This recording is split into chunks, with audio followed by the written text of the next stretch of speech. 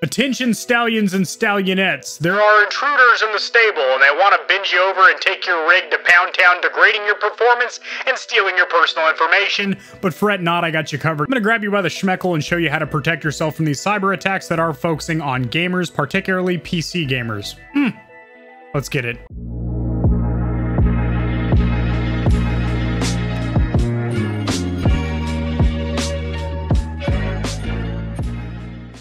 Alrighty, Stallions, sharing my screen, I have an article pulled up. This will be cited or sourced in the description below, as I do anytime I cover any news in the gaming community or industry, which is almost daily. As the number of people playing PC games has skyrocketed, that is due to the pandemic, people are working from home and they're also enjoying more free time at home as well. Cybercriminals increasingly are trying to target gamers in online attacks, according to research from Kaspersky. Now, when I saw where the source of this research was from, I was like, that makes it kind of null and void, almost non-credible, because Kaspersky is a Russian-based antivirus software program or company. So obviously they're going to cheese some numbers and whatnot and maybe try and get people to psychologically panic and start buying their product. But I did further research these statistics and they do check out. Back in March of 2020, the number of both active and concurrent users playing games on Steam reached an all-time high, as these gamers are stuck at home, and they are all-time really high. However, this record was broken again in March when PC gaming platform reached nearly 27 million users. As with other online trends, cybercriminals are closely following this increased interest in gaming as they look for ways to exploit this trend for personal gain. Yeah, these guys are shrimp dick, little prick, hangnail having, clubfoot having, lazy eye, unibrow, no meat packing, no paper stacking, fuck boys. And of course, they're just gonna beep up, boop, boop, boop, punch over their keyboards with their flared up herpes and hemorrhoids and their big old pockmarks and try and suck up your information. I think the only group of people I dislike more than hackers would be scalpers in the new gen consoles, because it's making it hard for my people to get their hands on consoles. Web antivirus detections for sites that include the names of popular games and platforms rose significantly last year, with researchers observing a 54% increase in the daily number of blocked redirects between April 20 and June 20. 54%, that's huge. That's thick, that's girthy, that's veiny, right, Pokemon? That's right, sweetheart, it's a good size. Even after pandemic lockdowns ended in spring, the number of gaming-themed web attacks continued to rise before reaching an all-time high of 2.5 million in November of last year. So just 1 month, 2.5 million attempted attacks. That is insane. As was the case from Kaspersky's investigation last year, the most popular game used to lure by cybercriminals continues to be Minecraft. Well, that makes sense considering Minecraft and Fortnite have the most concurrent players consistently across the world, and Grand Theft Auto 5 Online is the highest grossing, highest monetary valued game, highest earning grossing, it's gross how much they earn, highest grossing game. So those would be 3 very popular games for hackers to target. The 2 games that the most people play and the game that people spend the most money on and have their credit card information associated with. However, this year CSGO has been gaining on Minecraft as the most popular game used as bait. Interesting. So the only thing more offensive than the graphics, the sheer graphical fidelity of CSGO, is the fact that you're now a high risk by playing that game. Unfortunate. The most common threats encountered by visiting malicious links exploiting the names of popular games and platforms are Trojans. So much like the wooden horse that the Greeks used, basically it's a program you click on that you think is safe. It looks like it's a reputable source or link, and then once you have let that into your system through your firewall and whatnot, it basically pops up and says, hey, bitch, give me your information. Give me your PII, your personal identifiable information. And then malware, of course, disguised as free versions, updates, extensions, and even cheat programs. Just another reason to not cheat, guys. Don't cheat on your wives and don't cheat on your games. Just no need for it.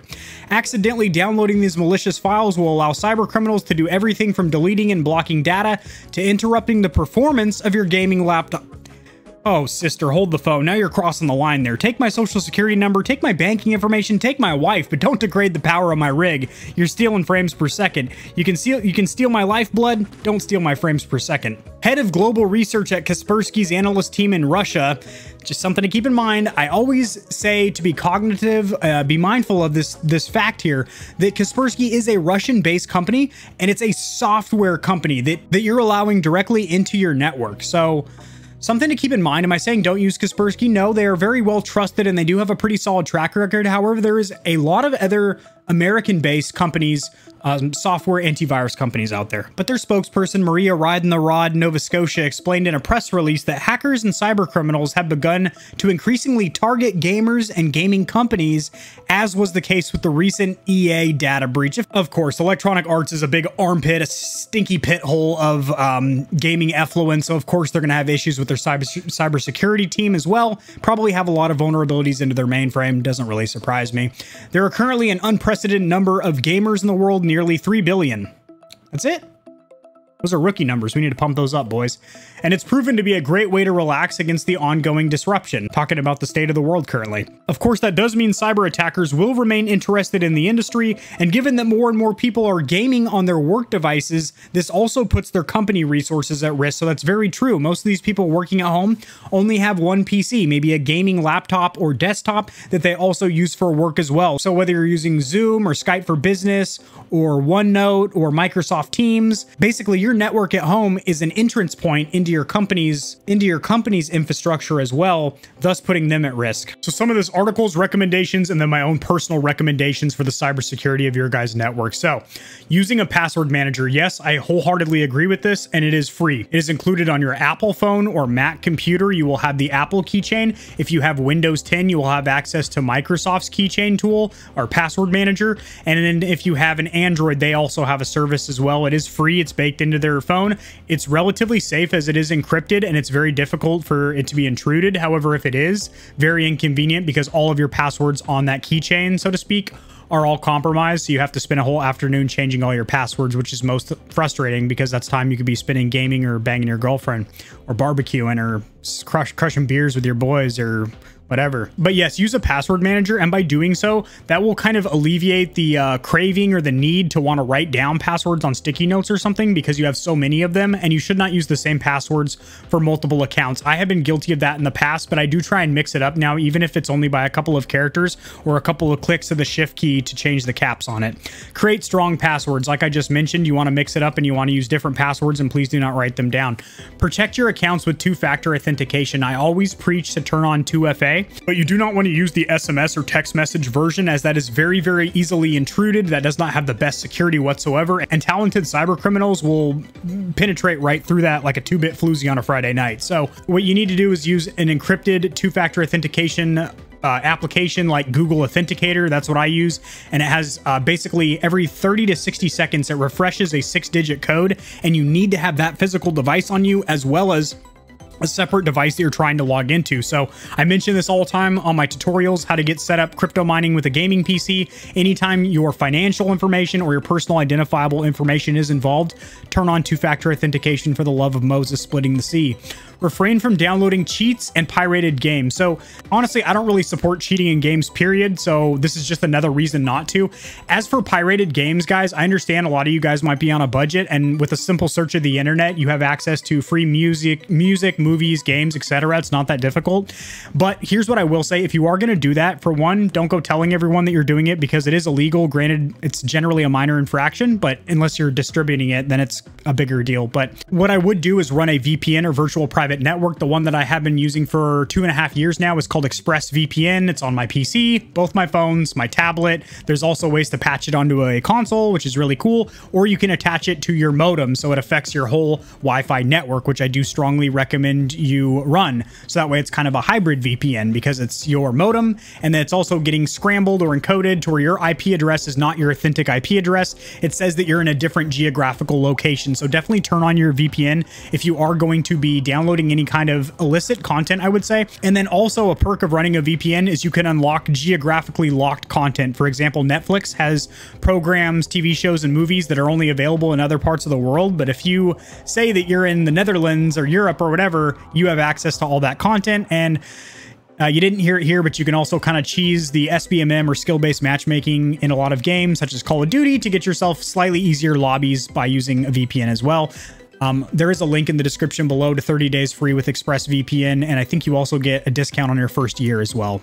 Use antivirus software on your gaming rig. So I do support that. I would be very selective about what program you get, because a lot of times if you have multiple programs running, I recommend that you only have one antivirus program on your PC. So what I use is honestly Windows Defender, which is baked into Windows 10, which a lot of people might not think is enough, but they would be incorrect. As long as you stay up to date with Microsoft's latest and greatest patches and updates, and also you set it up correctly, I will have a separate tutorial going over how to configure Windows Defender, but it is a free antivirus built into Windows 10. And when you use that in conjunction with another program like AVG or Avast or Kaspersky, Kaspersky or whatever, what it does is they'll be scanning the same files, which bogs down your PC, or it recognizes the other antivirus as some kind of malware and causes all kinds of issues. So I would recommend just running one program, guys. Only purchase games from official stores. That is good practice, but again, a lot of you guys are probably on budgets, and with, you know, free games out there, I understand.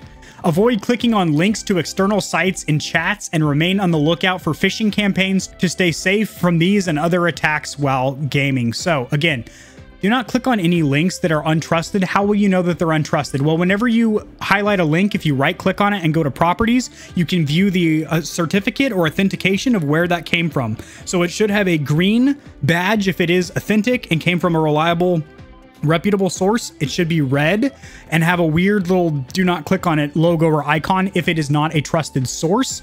Sometimes though, it does appear as a trusted source and it's not. So you can right click it and scan a link with your antivirus or anti-malware program before you click on the link. So don't left click it, right click it and scan it, and that will let you know if it's good to go or not. Also, if I'm talking really fast in this video, I am strongly caffeinated right now. And then another thing, just kind of a bro tip for you guys, if you ever get an email or even a piece of physical mail through snail mail to your house from quote unquote your bank or something like that requesting personal information from you, I would call the bank line personally. Do not respond to the number on that letter. Look up on Google or whatever the actual trusted number or chat on their website and ask them, hey, did you guys send this out? And a lot of times they will blatantly tell you, no, do not trust that. That is a scam.